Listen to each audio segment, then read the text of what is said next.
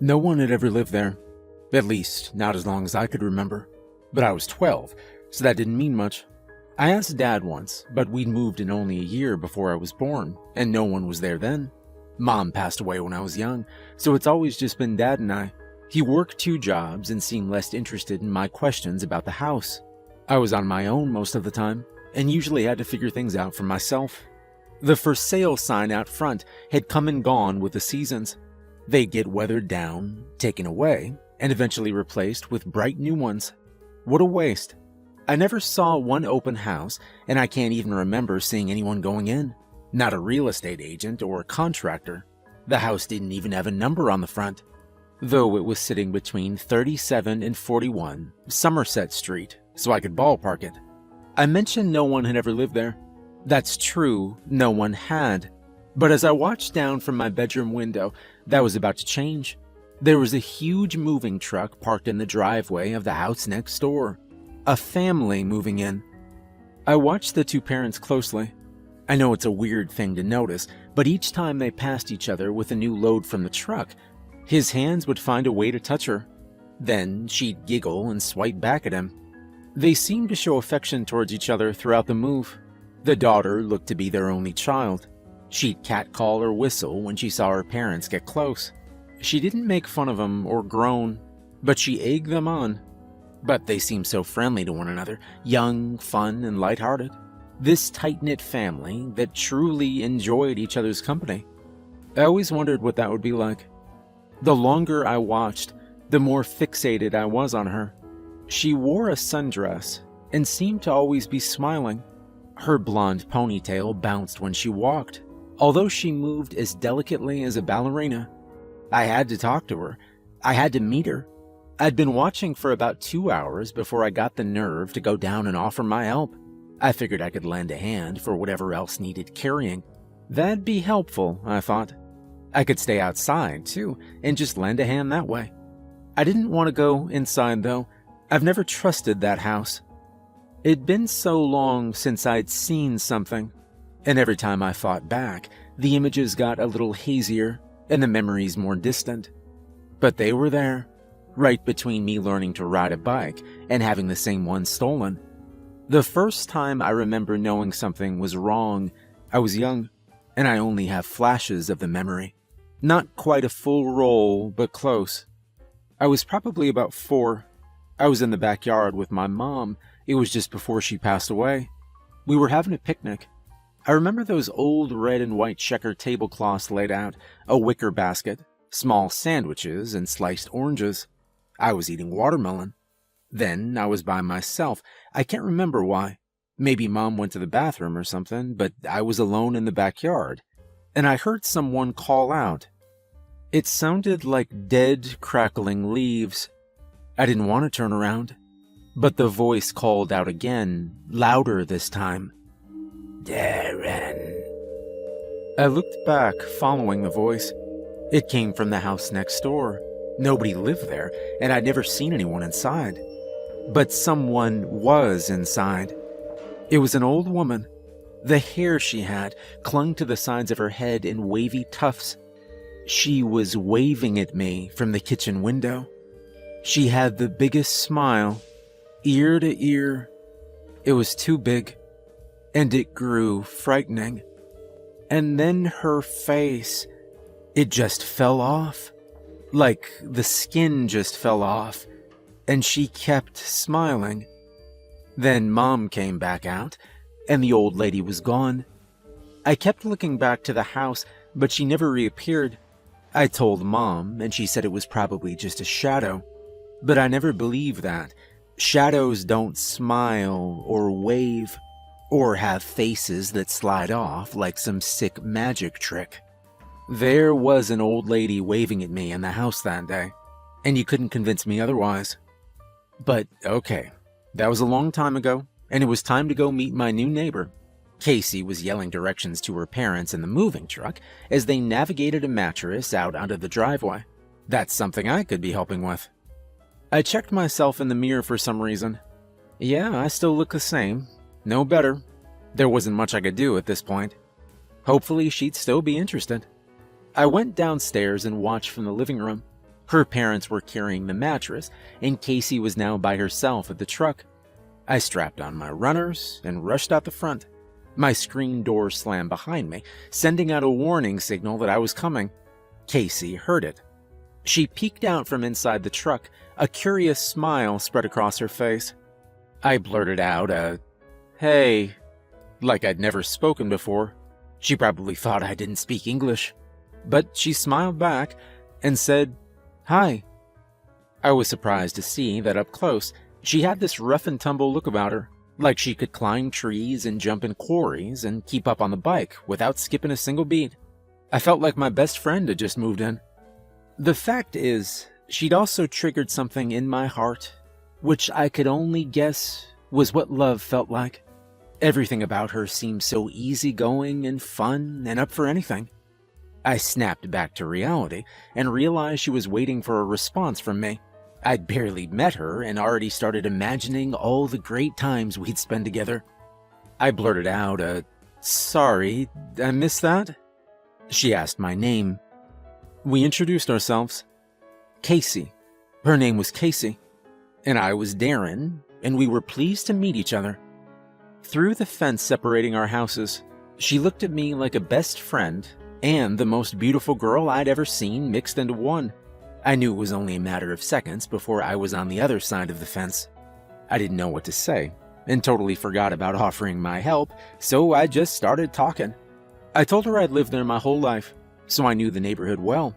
She asked if I could be her guide. Her dad had just gotten her a new bike, and she wanted to stretch its legs. I stumbled at least 5 times to get the word yes out. There was something about her that was just intoxicating. I couldn't get over it. I just wanted to be next to her. The wind picked up and I caught a whiff of her shampoo. It smelled like coconuts and heaven.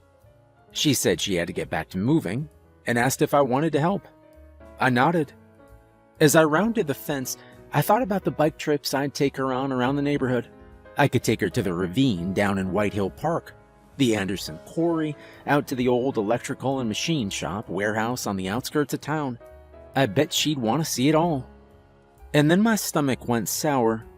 Only for a moment, but enough for me to taste bile at the back of my throat. I thought about the second time I'd seen something at the house next door.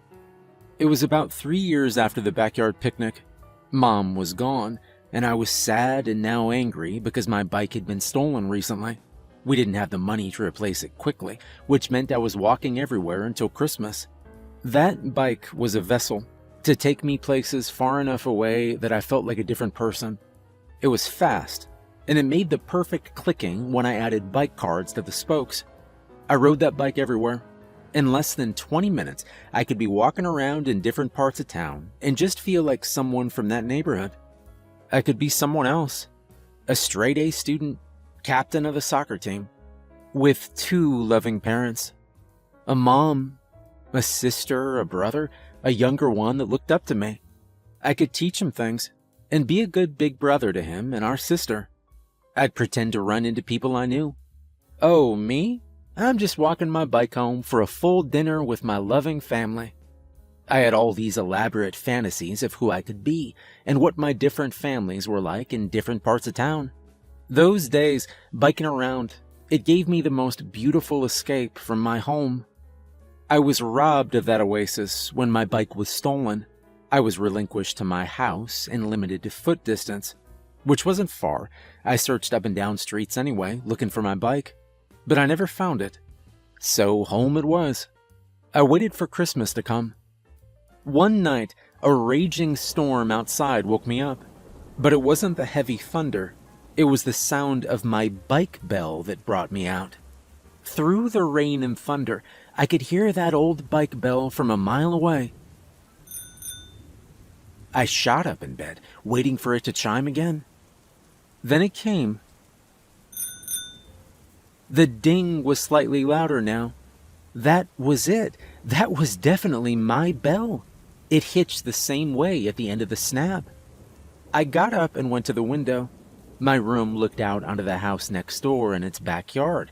It was really raining out, and the storm seemed to be right overhead. And there it was, my bike, right in their backyard. Standing up straight, the kickstand was deployed and keeping it level. It just stood there, in the middle of their backyard, waiting to be ridden. I needed it back. Now. I threw on a sweatshirt and pants, then a windbreaker, and I snuck downstairs. It sounded like a tsunami outside, but I put on some boots and crept out the back door. The constant lightning made it hard to be stealth, so I kept close to our house as I walked to the fence. I ducked down and peeked through the fence, scanning across the backyard lawn for my bike. But it was gone. I stood up, looking over the fence with a full view of the backyard, and it was empty. What had I seen? I played back the image of my bike, standing proudly in the rain right there. Yeah, that was it. I saw it. You couldn't convince me I didn't. My eyes picked up some reflections in the grass. I focused on them through the rain. What were they? My bike cards. Only a few of them, but they were mine. They were the same brand I used. My eyes followed the trail as they led up to the back steps of the house, and then I saw it. My bike. It was laying on the porch, half in the shadows, its front wheel spinning slowly, dropping bike cards down the steps. The back door wavered open and closed as the storm surged. The old woman was back, standing in the entrance. She smiled at me with her hand out, offering the bike. I didn't wait for her face to fall off this time. I ran back inside my house, locked everything, and crawled into bed with my wet jacket and boots still on. That was a long time ago, though. Over 5 years. I rounded the fence, about to step onto the property for the first time. Casey was watching me curiously as I stood on the border between our properties. She asked if I was okay. That was all I needed to push me into new territory. I stepped over, and despite my fears, nothing happened. Or rather, nothing bad happened. Casey skipped past me, brushing my arm as she did. That scent that radiated from her hooked into me. I must have followed her like a lapdog, and for the next 40 minutes, I helped her and her parents unload the last of their boxes. Her parents, Krista and Todd, were lovely. Even more lovely down here than from watching up in my creepy window. They invited me in for some lemonade, but I declined. I said I should be getting back. My dad would be home soon. Krista and Todd excused themselves. They had to return the moving truck to the depot, but would be bringing pizza back for dinner if my dad and I were interested. I was always interested in pizza, and their daughter, and I bet I could talk Dad into it too. He'd be back from work soon, and I'd feel a little safer if he came with me. Krista and Todd left, and Casey and I had a lingering goodbye on the back porch. She asked if I wanted to come in for some lemonade now, and I did want to badly, but I couldn't. Something held me back. She leaned in and planted a kiss right on my cheek. I felt dynamite go off in my chest, and my knees buckled. Casey was already grabbing another box and acting like she hadn't just turned my body into oatmeal. And then she was gone, stopping only briefly to sing over her shoulder that she had to bring some boxes downstairs, and she wished I could help. I wished I could help too, but I just stood there. My heart was thumping through my chest. Wait, why couldn't I? What was holding me back from helping? Nothing. Stop being a baby. I heard Casey coming back up the stairs. She grabbed another box from the pile and saw me standing there still. She laughed and shook her head. All right, screw it. I stepped up and onto the first step. I waited. You're fine, I thought, and I took the next few steps quickly. I was up on the porch now and could see right into the kitchen and the door leading downstairs. I stepped inside for the first time and saw how bright it was. I didn't realize how much light actually traveled in here. It was far more welcoming than I expected. The kitchen was filled with boxes labeled for various places and filled with everything imaginable. Casey came back up, standing in the doorway, feigning shock to see me. She smiled, walked over, and hugged me. She kissed my other cheek this time, which made me buckle like a lawn chair, but I somehow kept my feet under me. Casey grabbed a box and tossed it to me. Then she grabbed one for herself and gave me a wink. I don't remember my feet moving, but then I was following her to the doorway. Then I was on the stairs, going down. Then I was downstairs. No, not downstairs. This wasn't a downstairs. This was a basement, or a cellar, and it was rotted through. Casey stood in the middle of the empty basement, staring back at me. The box she was holding no longer in her hands, and I realized I didn't have one in mine. And it all hit me. The third encounter I had with the house was the one time I saw a real estate agent there. I remember riding by on my new replacement bike. It wasn't that new at this point. I saw the lady out on the front steps of the house looking around. I couldn't tell if she was just going in or coming out, but she waved me over, a big smile on her face. I rode up to the edge of the property and got a warm greeting. She asked me if I'd seen anyone around the house and that the key for the front door was missing from the lockbox, so she couldn't get in to do a walkthrough. I said I hadn't seen anyone. People didn't really come by the house. She sighed, annoyed. She said she really had to get in there. And then she got an idea. She asked if I would crawl in the basement window and go through the house and unlock the door from the inside. That was the scariest thing anyone had ever asked me. I absolutely did not want to do that. So I responded as I always do, with a series of ums and ahs and no thanks to top it off. My answer didn't even make sense. She wasn't offering me anything. All I knew was I wasn't going in there for her or anyone else. I kicked my bike back into gear. She yelled out to me, asking if my mother needed my help. I don't know why, but that stuck in me like a knife. She said it with such an edge, like she knew I didn't have one. Yeah, I responded, and continued up my driveway.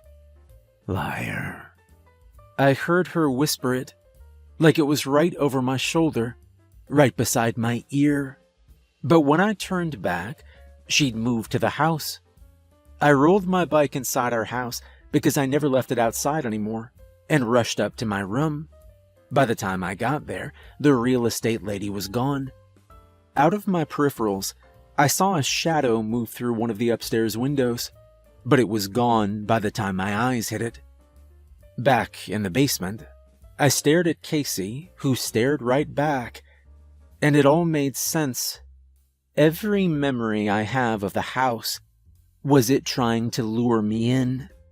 The stolen bike, the friendly real estate agent looking for a hand, the warm, loving family, and the beautiful daughter.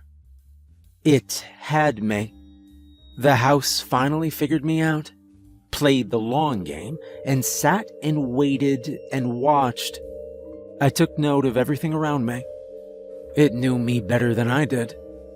The windows disappeared, and the basement went dark, except for the light coming from the stairs.